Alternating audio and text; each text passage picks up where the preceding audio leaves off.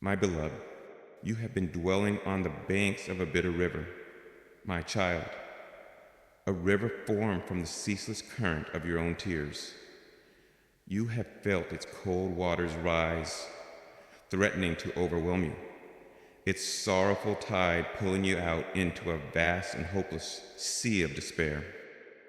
You have wept in the morning, the salt of your grief, a bitter taste, to greet the day. You have wept in the long and lonely watches of the night, your pillow a silent testament to an anguish so deep it feels it has no bottom. This river of your weeping has become the central feature of your life's landscape, and you have come to believe that its flow is endless, that its destination is only a deeper, darker ocean of more pain. They, the world, have looked upon your sorrow and seen no end to your tears. They have offered their weary conclusions that you are broken, that you are lost in your grief, that this is simply who you are now.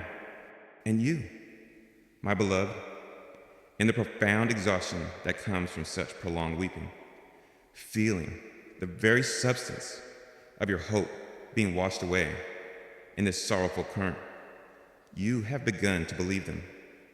You have accepted that your life is now and will forever be defined by this bitter river of your tears. But you have profoundly misunderstood the nature of this river, and you have not yet seen the magnificent purpose of its divine and loving source. For I am here to speak a truth that will change the very course of this water. I have seen your every tear. I have tasted the bitterness of your every sorrow, and I have come to you now, to the very banks of this river of your pain, to begin a new and glorious work. I will turn your tears into joy. This is not a shallow promise, my precious one, not a simple platitude meant to dismiss the very real and very deep pain you are in. I know the anatomy of your sorrow. I know the weight of this river. It is a weight that has settled upon your very body, a physical burden that has left you exhausted. Remember the days when your limbs have felt as heavy as lead, when the simple act of rising from your bed has required a heroic effort of will. That is the weight of your unshed, and your shed tears. Remember the nights you have lain awake, your heart pounding with a sorrowful anxiety, your mind unable to find the release of rest. That is the current of your grief, flowing through your very nervous system. Remember the ache in your chest, the tightness in your throat, the headache that has throbbed behind your eyes. This is not your imagination, my child. It is the very real, physical manifestation of a heart that is carrying a load of sorrow too great for it to bear alone. I have seen this physical exhaustion, and my heart has been moved with a profound and tender compassion. I have not been a distant observer of your bodily pain. I have been with you in it, longing to bring my rest to your weary frame. And I've seen the complex and turbulent emotional landscape of this river. It is not a single, simple stream of sadness. No, it is a great and mighty river fed by many different tributaries. I have seen the tributary of pure, raw grief, the deep and aching sorrow for what and who has been lost. This has been, perhaps, the main current, the one that has felt most powerful, most relentless. It is a current of memory, of love, of a past that was beautiful and a future that now feels empty. It is the cry of a heart that loved deeply, and therefore must now grieve deeply. And I have honored this current. My child, I have never asked you to dam it up or to pretend it is not there. But I have also seen the other tributaries that have fed this river. making its waters so much more confusing and difficult to navigate. I've seen the hot, rushing tributary of anger, anger at your circumstances, anger at others, perhaps even a hidden anger at me for allowing this pain. And these tears have been hot, and they have been sharp, and they have brought with them a profound sense of shame. For you have believed it is wrong to feel such anger. But I have seen it, and I have understood it. I have seen it not as a sin, but as the passionate cry of a soul that knows things are not as they should be. A heart that is raging against the brokenness of this world. I have seen the cold, fast-moving tributary of fear, fear of the future, fear of more pain, fear of being alone, fear that you will not have the strength to endure. These tears have been chilling, and they have often come in the night, stealing your peace, robbing you of your rest.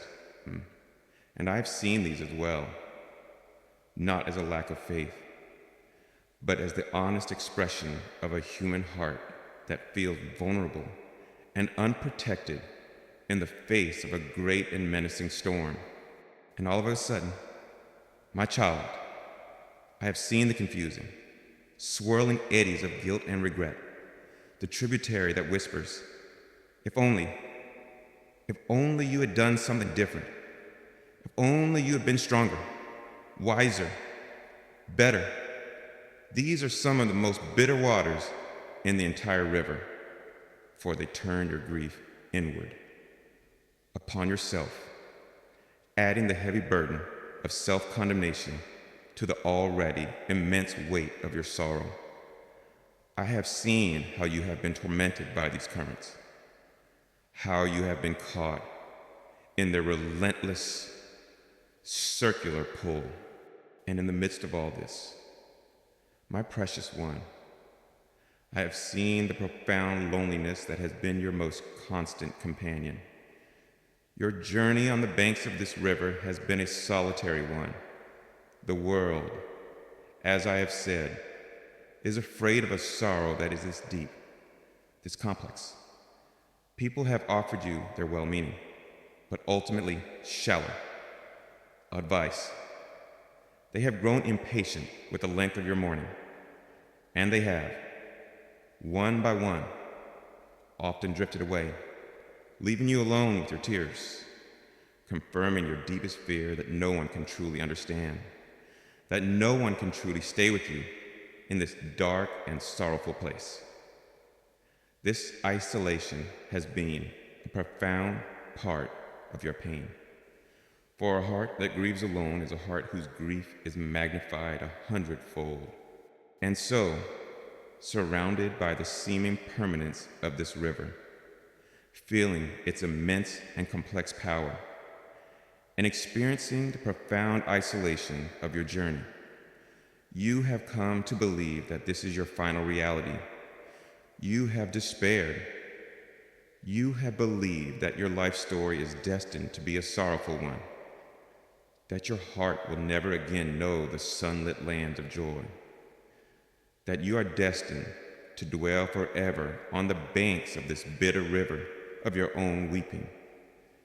You have believed that the pain is everything, that its meaning is only pain, and that its end is only more pain. But my perspective is not your perspective. My reality is not the reality you have been feeling. I have seen every physical ache, every emotional current, every moment of your social isolation, every pang of your spiritual despair. I have been the one true, constant, and loving witness to your entire sorrowful journey. And I have not been a passive witness. My child, I have been an active one. I have been with you. My presence, your unseen life preserver, keeping your head just above the water when you felt you were going under for the last time. And I have been here with a glorious, redemptive, and magnificent purpose, And that purpose has been to wait for the perfect moment, the fullness of time, when the river has done its necessary, preparatory work in your soul, so that I might then step into its very current and begin the miraculous, divine, and glorious work of its transformation.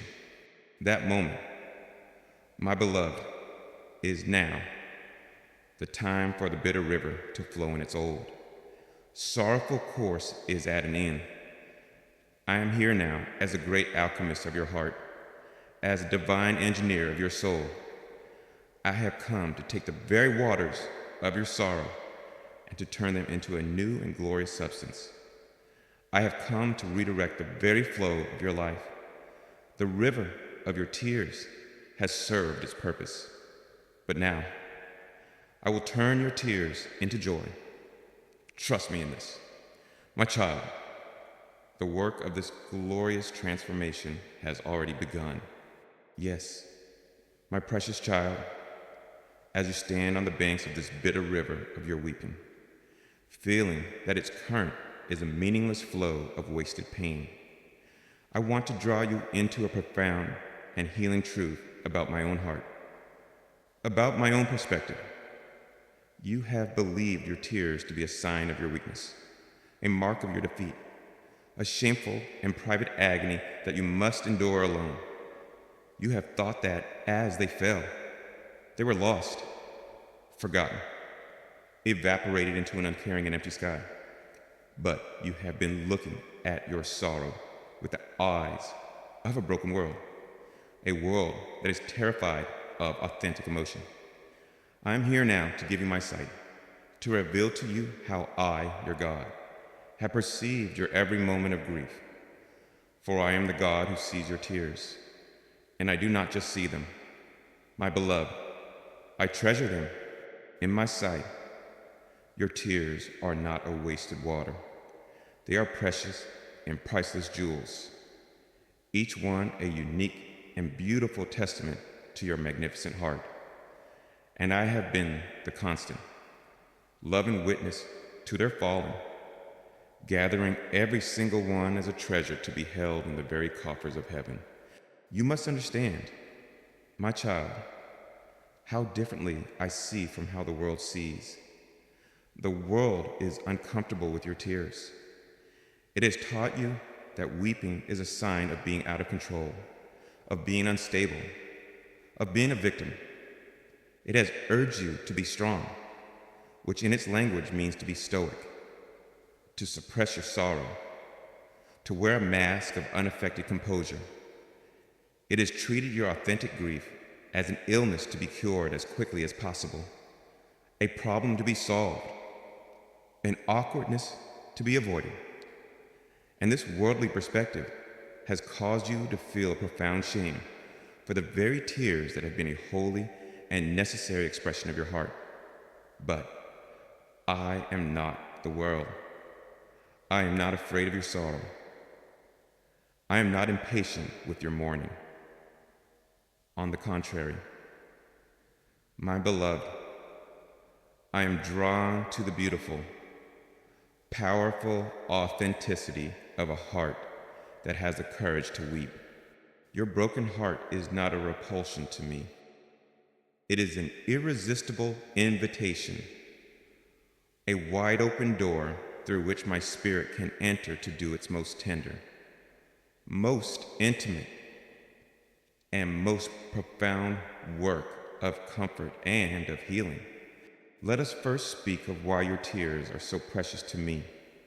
They are precious, my child, because they are a testament to your great capacity to love.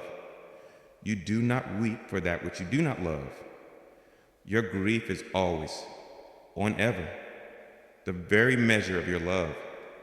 A heart that has not loved deeply cannot grieve deeply.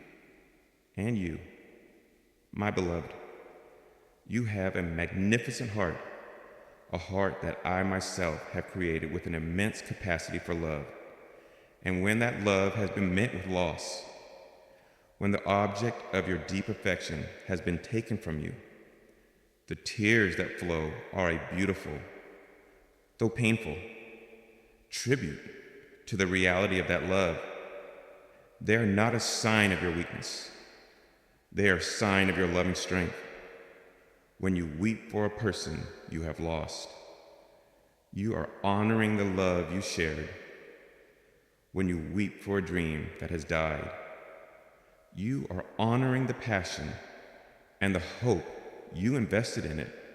Your tears are a holy memorial, a sacred testimony to a love that was real, that was good, that was beautiful. And I, who am love itself, I look upon these tears of a loving heart, and I call them beautiful. I call them precious. I call them a holy and magnificent offering.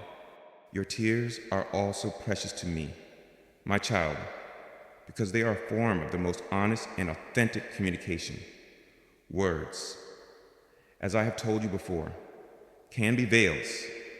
They can be used to hide, to perform, to present a version of yourself that is not entirely true. But tears cannot lie.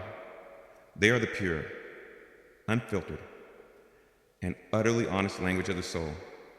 When you come to me and you have no words for your pain, when all you can offer me is the silent, steady stream of your tears, you are, in that moment, being more real, more vulnerable, and more truly yourself before me than at any other time. You have laid down all your defenses, all your pretense, all your efforts to be strong or to be composed, and you are simply allowing your heart to speak its true and native language of sorrow. And I, who am truth, who long for an authentic and a real relationship with you, I cherish this honest communication more than all the eloquent, yet perhaps less honest, prayers in all the world. Your tears have been your truest prayer in this season, a prayer that I have heard with perfect clarity and have received with a profound and tender love. And my beloved, your tears, when they are shed in my presence, are a magnificent act of trust to allow yourself to be so vulnerable, so undone. Before another is the ultimate act of intimacy, and you, in your weeping, have trusted me with your most broken, most fragile, and most vulnerable self. And I'm honored by this trust. My child, I am moved by it. You have not hidden your grief from me. You have brought it into the very sanctuary of our relationship. You have chosen to weep in my arms. And in doing so, you have invited me into the very heart of your pain, and you have allowed me to be your God, your comforter, your father, in a new and profoundly intimate way. This beautiful, trusting vulnerability of yours is a gift that I treasure, and it has forged between us a bond that is deeper, stronger, and more real than any you have known before. I have been collecting your tears, my precious one. The ancient ones in your world wrote of collecting tears in a bottle. And this is a beautiful picture of what I have been doing in my heart. Every single tear, the hot tear of anger, the cold tear of fear, the bitter tear of regret, the sorrowful tear of loss, not one has been wasted. Not one has been forgotten. I have gathered them all. They are, to me, like priceless, unique, and multifaceted jewels. And one day, my child, I will show you this magnificent collection. And as I hold them up to the eternal light of my own glory, you will not see them as they once were, as symbols of your pain. No, you will see them transfigured, transformed, each one radiating a unique and beautiful color, a unique and glorious light. You will see how the tear of your sorrow has been transformed into the beautiful, deep sapphire of your compassion. You will see how the tear of your failure has been transformed into the humble, luminous pearl of your reliance on my grace. You will see how the tear of your fear has been transformed into the strong, brilliant diamond of your unshakable faith. This is the promise of my redemptive work. My child, I am not just a witness to your pain. I am its redeemer. I am the alchemist who will take the very substance of your sorrow and will turn it into your most magnificent and eternal glory. So do not despise your tears any longer. My beloved, do not be ashamed of your grieving heart. It is a holy and a beautiful process, and I am with you in it, seeing every tear, treasuring every moment, and already beginning the magnificent, creative, and glorious work of turning all of your sorrow into an everlasting, beautiful, and triumphant joy. And so, my cherished child, as you begin to trust that I am the intimate and loving witness to your every tear, that none are lost but are treasured by me as precious jewels, let us now go deeper into the beautiful mystery of their purpose.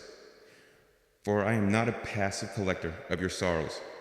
My beloved, I am an active, divine alchemist, and in my loving and powerful hands, the very river of your weeping, which has felt so destructive, so meaningless, becomes a sacred and multi-purpose instrument of your own glorious transformation. You have feared your tears were a sign of your undoing, but I am here to reveal that they have been an essential agent in your remaking. For your tears, when they are yielded to me, become a holy water with a threefold. Magnificent purpose they are for the cleansing of your soul, for the watering of your heart's dry ground, and for the beautiful carving of your character into a new and more glorious vessel. Let us first speak of the sacred purpose of cleansing, the wounds of this life. My child, especially those that are deep and left untended, can so easily become infected. The spiritual world, like the natural world, has its own dangerous bacteria, the bacteria of bitterness, of resentment, of unforgiveness, of self-pity. When a wound is inflicted upon your soul, these toxins can begin to multiply in the darkness. And I tell you, my beloved, the infection of bitterness is often far more damaging and destructive to your soul than the original wound itself. It is a poison that hardens the heart, that embitters the spirit, that closes you off from the very flow of my grace, and that keeps you chained to the very pain you long to be free from. You have felt the temptation toward this bitterness. Have you not the desire to rehearse the grievance, to nurse the anger, to hold on to the debt of the one who has wronged you? This is a natural human response. But I, in my love for you, will not allow your heart to become a hardened, bitter, and poisoned thing. And so, I give you the gift of tears. Your tears, my child, when you allow them to flow freely and honestly in my presence, are a holy and a purifying river. They are like a saline wash upon a deep and gaping wound, a sacred antiseptic that flushes out the debris of the hurt, that cleanses away the gathering infection of resentment, that washes away the poison of bitterness before it can do its deep and lasting damage. When you have wept before me in your anger at the injustice, you have been, in a spiritual sense, lancing the wound, allowing the poison to drain out so that true healing can begin. When you have wept in your pain over a betrayal, you have been washing the wound, preventing the infection of a cynical and untrusting spirit from taking hold. This cleansing process is not always pleasant. My child, it can sting. It can be painful to revisit the hurt, but it is absolutely necessary for your true and lasting healing. To suppress the tears, to refuse this cleansing, is to allow the wound to fester in the darkness, to become a source of a chronic, low-level, and life-draining spiritual sickness. But to have the courage to weep, to bring your wound into the light of my presence, and to allow the sacred river of your sorrow to do its purifying work, is to choose the path of true, deep, and lasting wholeness. And this cleansing power of your tears is also at work on the wounds that you yourself have inflicted.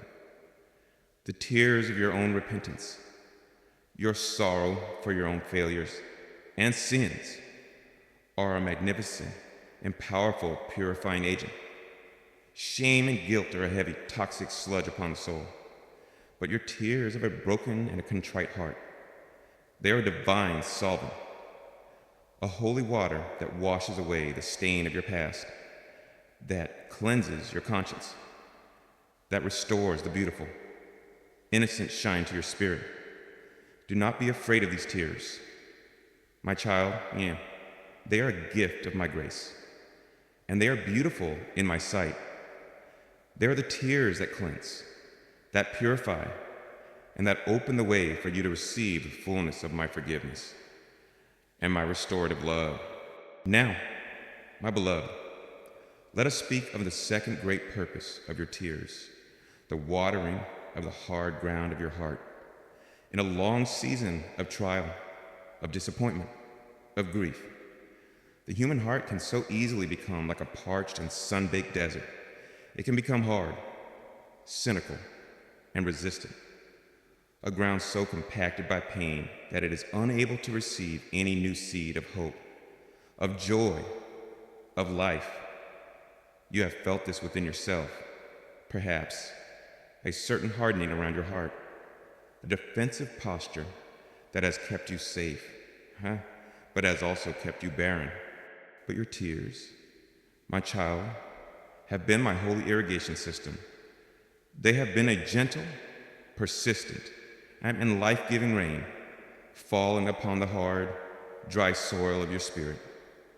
Each tear you have shed has been a precious drop of water, slowly, patiently, lovingly, beginning to soften that which has become hard. Every time you have allowed yourself to feel your sorrow, to weep your grief, you have been participating with me in the sacred work of watering the garden of your own soul. You have feared that you were drowning in your sorrow, but from my eternal perspective, my beloved, you have been engaged in the vital agricultural work of preparing the ground for a magnificent new planting. For a hard heart cannot receive a new dream. A dry and cynical spirit cannot allow a new hope to germinate. But your heart, because you have had the courage to water it with your own authentic tears, has now become a different soil altogether. It is becoming a soft, a rich, a dark, and a beautifully fertile ground.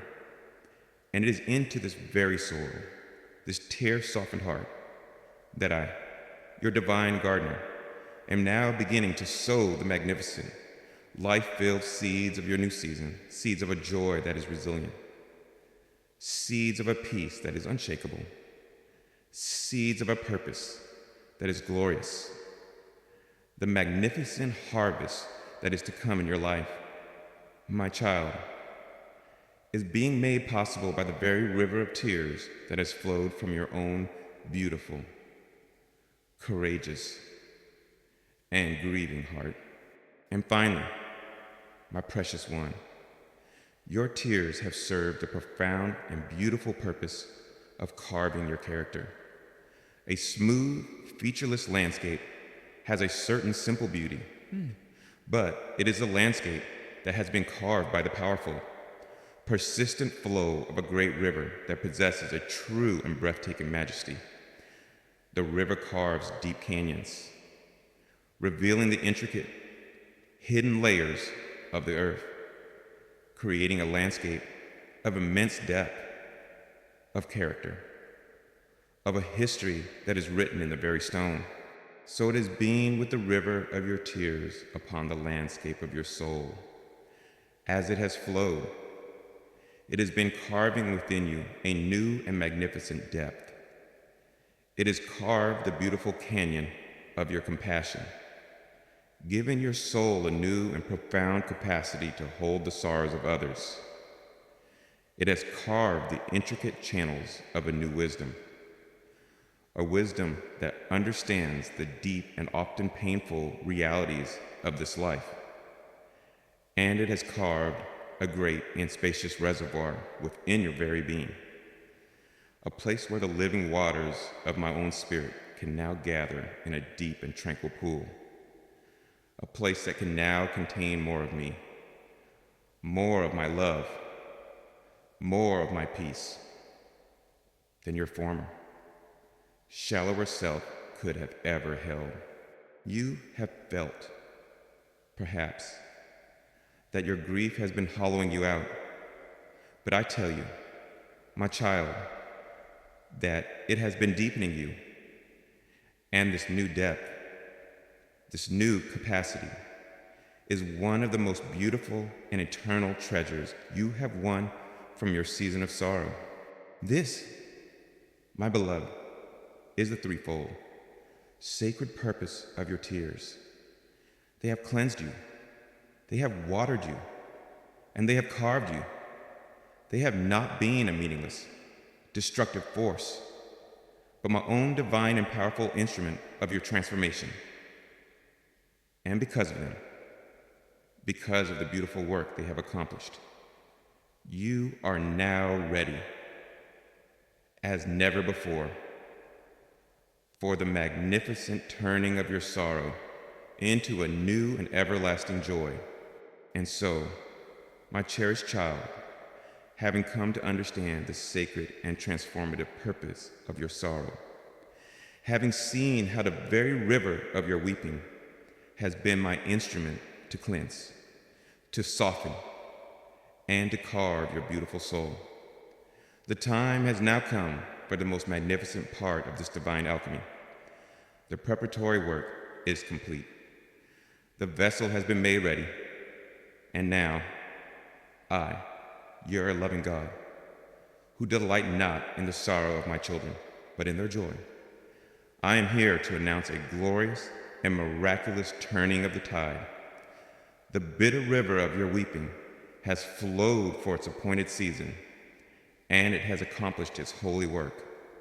But now, that very river is about to be transformed. I am now speaking a new and creative word into the very headwaters of your heart, a word that will change the very nature of the current. For I have promised you that I will turn your tears into joy, and that promise is now becoming your reality. The river of your weeping is now becoming a river of laughter, a river of gladness, a magnificent and overflowing stream of my own divine and beautiful joy.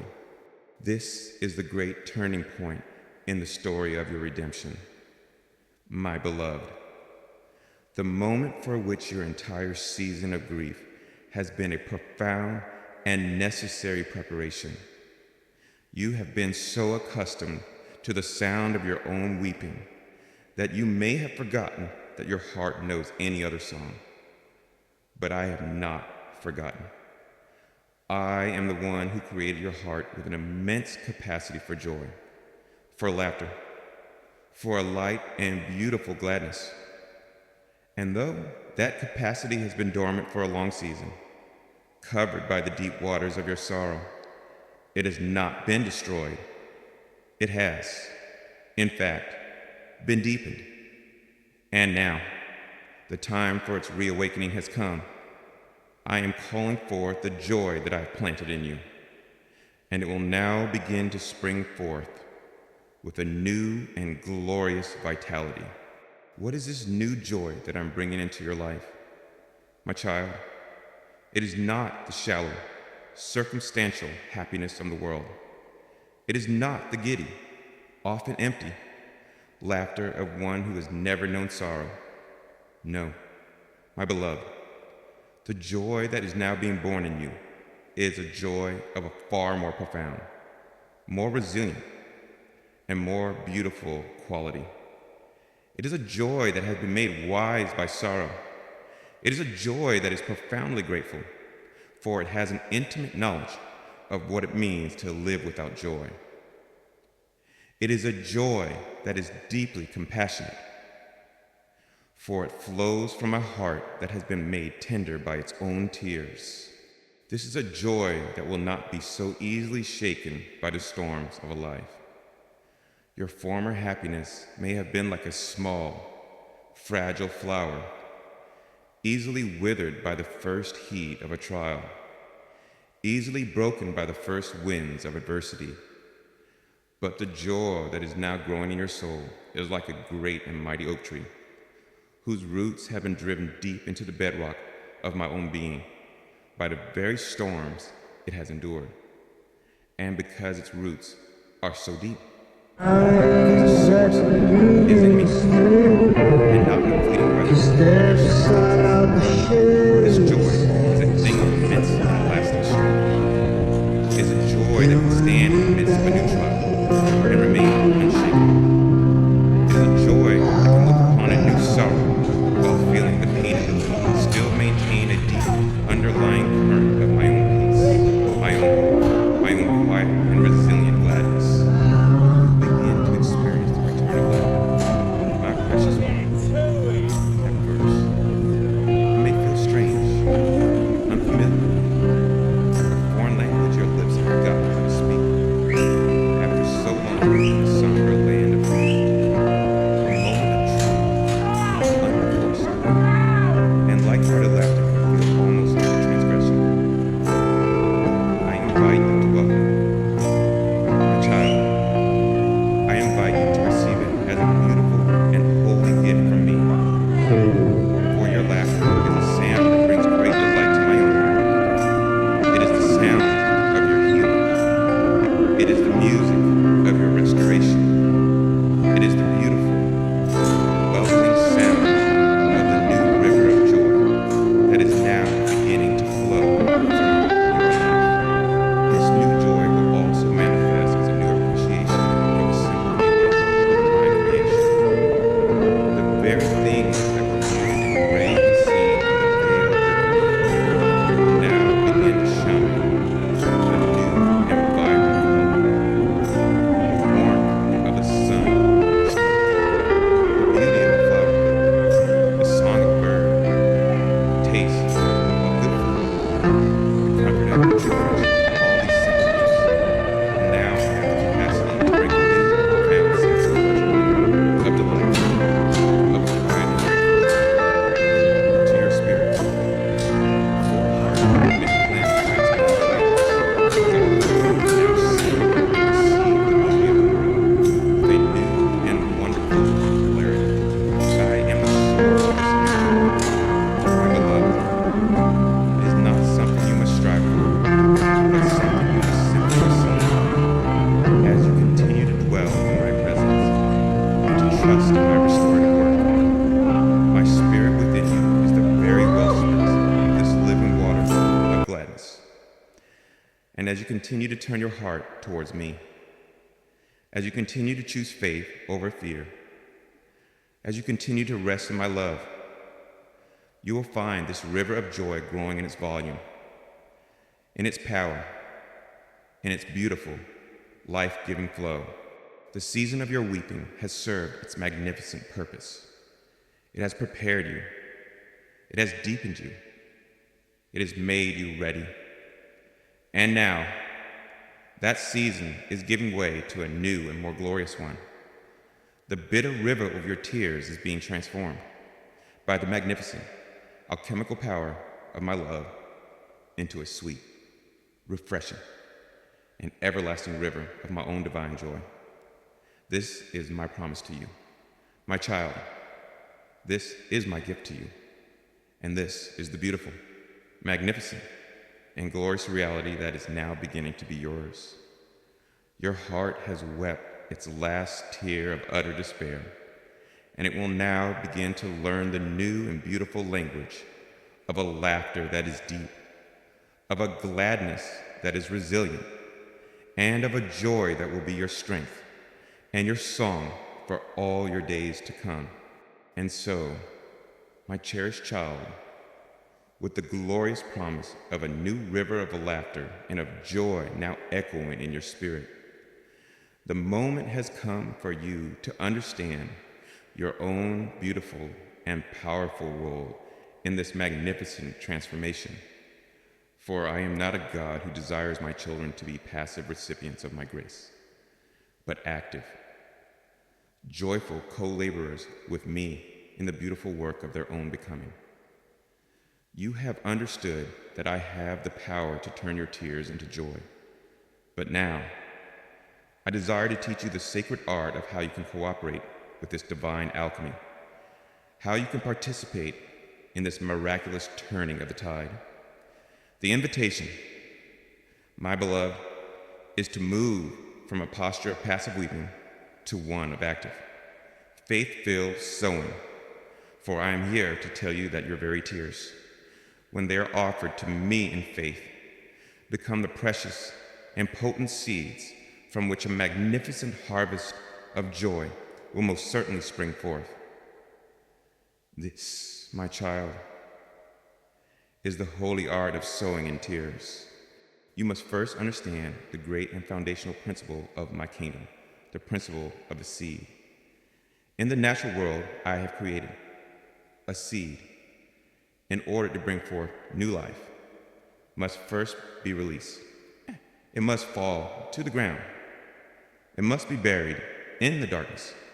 It must, in a sense, die to its own form, and so that the magnificent life that is locked within it can be released and can spring forth into a new and fruitful reality.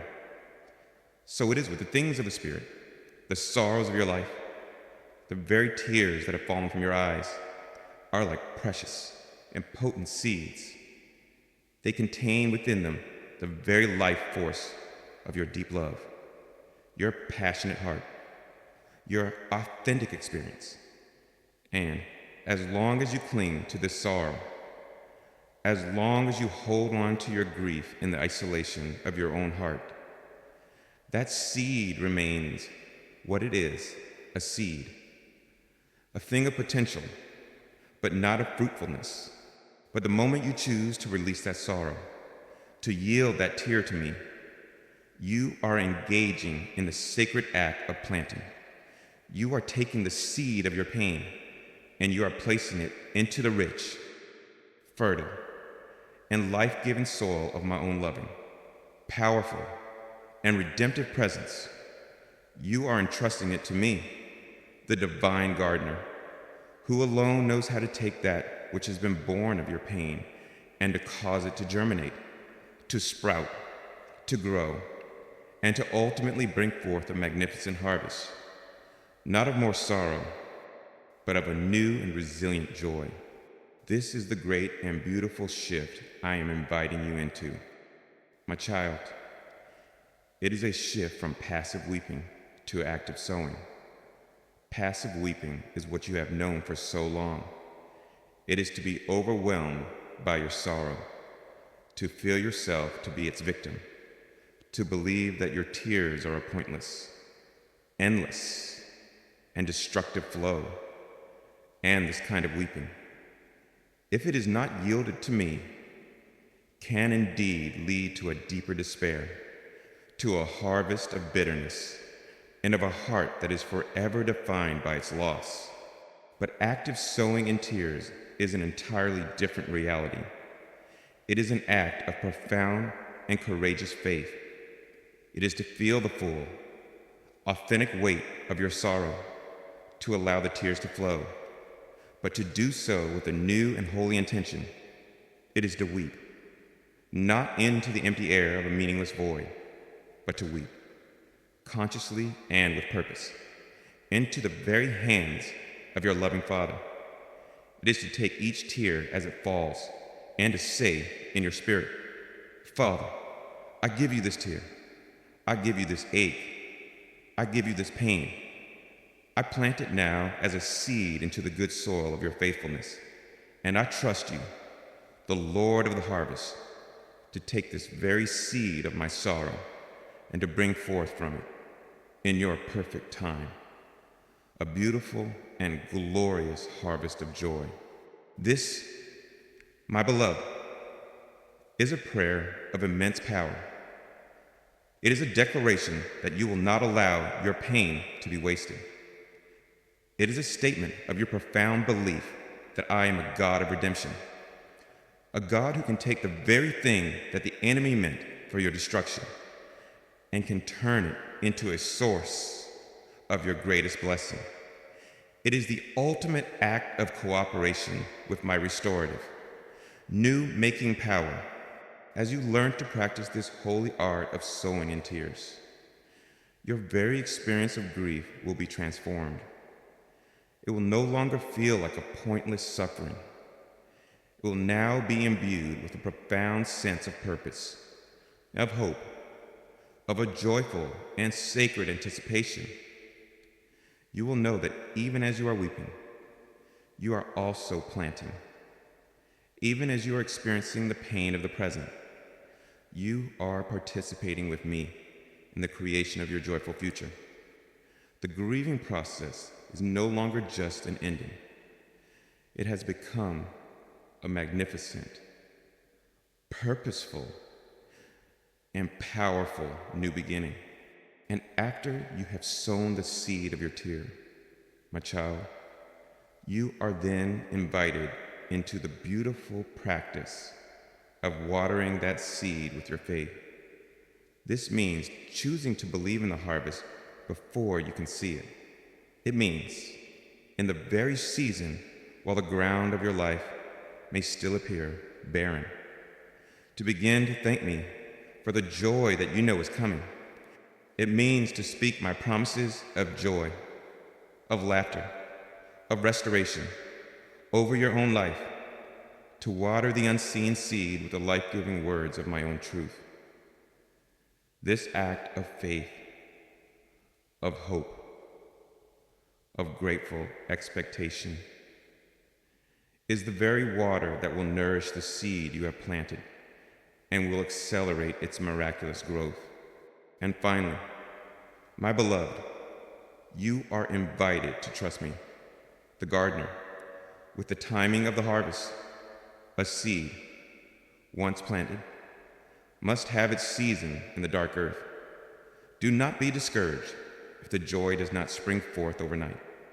The work that is being done beneath the surface is a deep and a profound one. And I, who am the master of all seasons, I know the perfect time for the harvest to appear. Your part is the sowing and the watering. My part is the growing and the bringing forth of the fruit. So, my precious child, I invite you now into this new and powerful way of being with your own sorrow. Do not fear your tears. Do not see them as your enemy.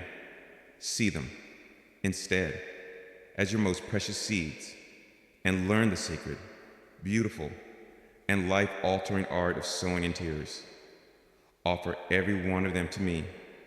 Plant them in the soil of my love with a heart full of faith. Water them with your praise. And trust me, your loving gardener, to take the very substance of your deepest sorrow and to bring forth from it a magnificent, abundant, and glorious harvest of a joy that will be your strength, your song, and your reality for all your days to come. And so, my cherished child, as you learn to faithfully, courageously, and purposefully sow the very seeds of your sorrow into the fertile ground of my presence, the miraculous and beautiful law of my kingdom begins to take effect. The season of weeping, which was also your holy season of planting, now begins to give way to a new and more glorious season, the time of the harvest. Look now with the eyes of your spirit, my beloved, and behold the magnificent fruit that is beginning to grow from the very soil that was watered by your tears. For your heart, which was once a barren field of grief, is now becoming a beautiful and abundant garden, and its harvest is not one of sorrow, but of a joy that is deep, a compassion that is authentic, and a strength that is resilient. This, my precious one, is the magnificent, life-giving harvest of a joyful heart, the beautiful fulfillment of my promise to turn your tears into joy. Let us walk together through this new garden of your soul and admire the beautiful fruit that is now growing there. See first the magnificent, sun-ripened fruit of a new and resilient joy. This is not the shallow, easily bruised fruit of worldly happiness, which is so dependent on the weather of circumstances. No, my child, the joy that is now growing in you is a different species altogether. It is a joy that has been made wise by sorrow, a joy that has been made strong by the very winter that preceded its spring, because its roots have been nourished by your own redeemed tears. It is a joy that is profoundly, beautifully, deeply real. This joy is resilient. It can withstand a passing storm. It can endure a day of clouds, for its source is not in the outer environment, but in the deep, life-giving connection it has with me, your eternal source of all gladness. You will find yourself, my child, able to smile in the midst of a difficulty, to feel a quiet, underlying gladness even on a day of sorrow. This is not a denial of your pain. It is the magnificent reality of a joy that is now stronger than your pain. This is a joy that has been battle-tested, and it is a fruit that will bring a deep and lasting nourishment to your own soul. This joy is also a wise joy. It does not take for granted the simple gifts of goodness and of light, for it knows intimately what it is to live in their absence. And so, it finds its delight in small, beautiful things that a heart that has never known sorrow so often overlooks. The beauty of a single flower, the warmth of a kind word, the peace of a quiet moment. These will now be sources of a profound and grateful joy for you, my beloved. This wise, appreciative, and tender joy is a beautiful fruit, and its sweetness is a magnificent reward for the bitterness of the tears you have sown.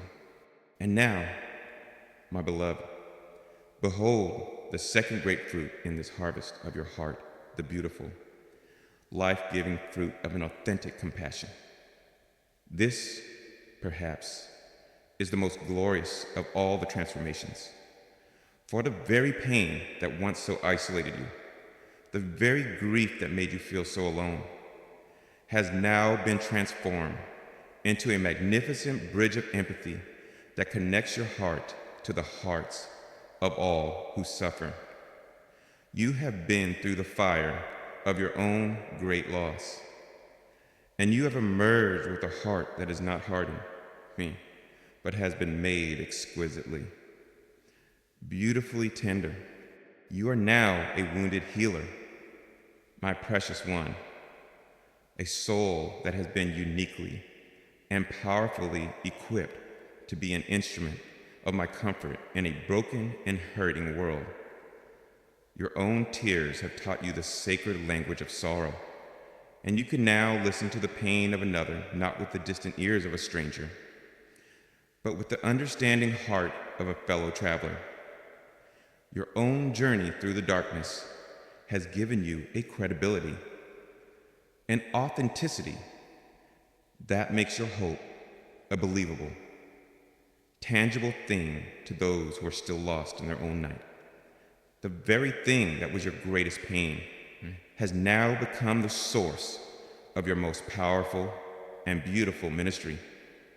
This magnificent fruit of compassion, my child, will bring a profound sense of purpose to your own past suffering, and it will bring a profound measure of my healing and my hope to many others through you. And see also, my child, the strong, beautiful fruit of a new and quiet strength. The long, difficult season of your sorrow, as you have endured it with me, has forged within you a character of immense fortitude. It is not the loud, brittle strength of the ego, but the quiet, resilient, and humble strength of a soul that has been tested and has found its true source of power not in itself, but in me. This is the strength that can endure hardship with grace. It is the strength that can stand for truth with a quiet courage. It is the strength that can love with a fierce and a gentle power. This beautiful fruit of your redeemed character, my beloved, will be the very substance of your new life, the strong and beautiful wood from which a magnificent new existence will be built. I, your divine gardener, I delight in this magnificent harvest that is now beginning to be seen in your life. My heart is filled with a holy and a joyful pride as I behold the beautiful fruit that has grown from the very seeds of your tears, to see your sorrow transformed into a wise joy, your pain transfigured into a beautiful compassion, your endurance forged into a quiet strength. This is the very fulfillment of my own redemptive desire. Your life, my child, is no longer a barren field of sorrow. It is a lush and a beautiful garden, a testament to the magnificent, alchemical power of my grace. And the harvest of this garden, my beloved, is a harvest of joy, a harvest that will not only nourish your own soul for all your days, but will also become a source of life, of hope, of sustenance for a hungry and a hurting world. The time of weeping is passing. The time of your joyful harvest has now, most certainly, begun. And so, my cherished child, as you begin to walk through the beautiful and fruitful garden of your redeemed heart, as you learn to delight in the magnificent harvest of joy, compassion, and strength that has been born from the very seeds of your tears, let me now lift your gaze from this present, beautiful landscape to the even more glorious, eternal horizon that awaits you. For the truth that I have turned your tears into a present joy is a magnificent and a life-altering reality. But it is not the final, ultimate truth. The alchemy I have performed upon your sorrow is but a foretaste, a beautiful shadow of an even greater transformation to come. And this, my beloved, is my final and most tender promise to you, the magnificent culmination of your entire redemptive story. While your tears have had a glorious purpose in this life, there's a day coming when their purpose will be complete, a day when all sorrow will be a distant memory, a day when I, your loving God, your tender Father, will personally, finally, and forever wipe every last tear from your eyes. This is the great and beautiful paradox of your journey. My child, your tears in this life have been profoundly necessary. They have been the sacred water that has cleansed your soul, that has softened your heart, that has carved within you a magnificent depth of character. They have been the very means by which you have been made more compassionate, more wise, more resilient, more like me. But the ultimate purpose of this holy, tear-filled process has always been to prepare you, to make you ready for a reality in which tears will be no more. The ultimate purpose of your weeping is to lead you to a place of everlasting laughter. The ultimate purpose of your mourning is to prepare you to receive an eternal weight of glory. The journey through the valley of tears has been a purposeful one, for its final destination is the high mountain of a joy so pure, so complete, that it will render all sorrow an impossible and a forgotten thing. I want you to imagine this day with me now. My beloved, see it with the eyes of your heart. It is the day of your great and final homecoming, the day you step from the realm of faith into the glorious reality of sight. It is the day you will see me, your God, face to face, and you will know, with a fullness you cannot yet comprehend, the magnificent, boundless, and triumphant reality of my love for you. And on that day, my child, all the former things will have passed away. There will be no more death, the great source of so many of your earthly tears. There will be no more sorrow, no more crying, no more pain. The very possibility of these things will be utterly, completely, gloriously vanquished by the overwhelming reality of my presence, my goodness, my all-encompassing joy. And in that magnificent moment, my child, as you stand before me, your journey complete, your victory won, I will draw you near.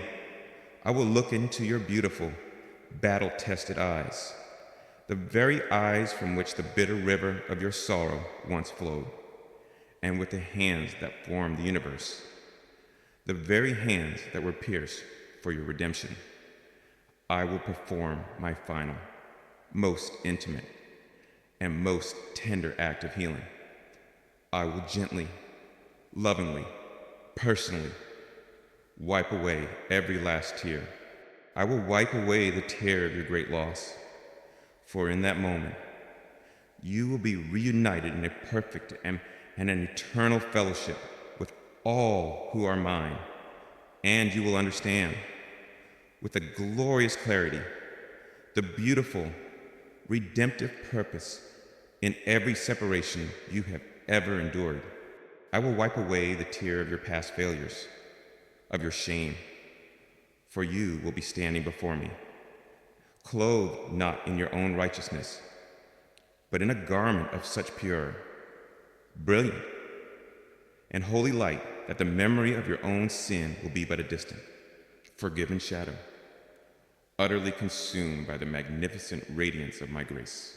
I will wipe away the tear of your long and wearying struggle, for in that moment, you will enter into my eternal Sabbath, a rest so profound, so deep, so rejuvenating, that all the weariness of your earthly battle will be forgotten in an instant, replaced by a new and everlasting vitality, a divine and glorious strength that will be yours forever. Every tear you have ever shed, my beloved, the tears I have witnessed, the tears I have treasured, the tears I have so purposefully used for the shaping of your beautiful soul, all of them will, in that final, glorious moment, find their ultimate redemption, their final purpose in being personally, lovingly, and eternally wiped away by the very hand of your God. This is the magnificent hope that is set before you. My child, it is a hope that gives your present suffering its ultimate context, its final meaning. You do not grieve as those who have no hope. You grieve as one who knows that they're present. Temporary sorrow is but a prelude to an eternal and an unimaginable joy.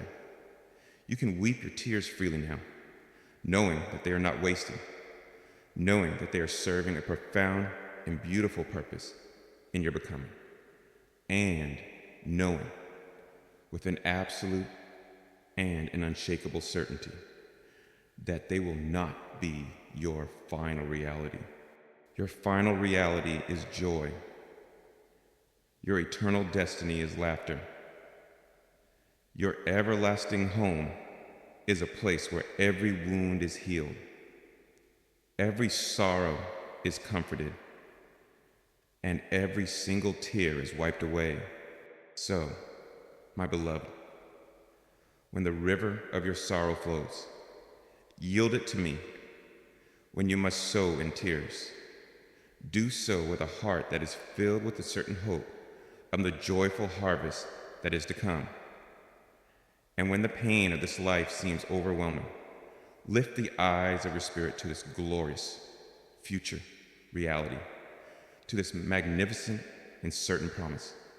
For the night of weeping will indeed pass, and the morning of joy, a joy so great, so glorious, so complete, that it will require a whole new set of tears. The tears of a heart that has been utterly overwhelmed by the goodness of its God is coming. And after that, my child, after that magnificent celebration will come the eternal, beautiful, and tearless day of your everlasting life with me. This is my promise to you. This is the ultimate and glorious purpose of your every tear. And now, my cherished child, as you rest in the profound and beautiful hope of this eternal promise, let your heart be at peace. The sorrows of this life, however deep they may feel, are but a fleeting shadow, a momentary night that must and will give way to a glorious and an unending dawn. Your every tear is seen, is treasured, is purposeful, and is destined to be wiped away by my own loving hand. Rest in this magnificent certainty, my beloved, for your present grief is being turned into an eternal glory, and your ultimate destiny is one of profound, unending, and everlasting joy in the very presence of your loving, redeeming, and comforting God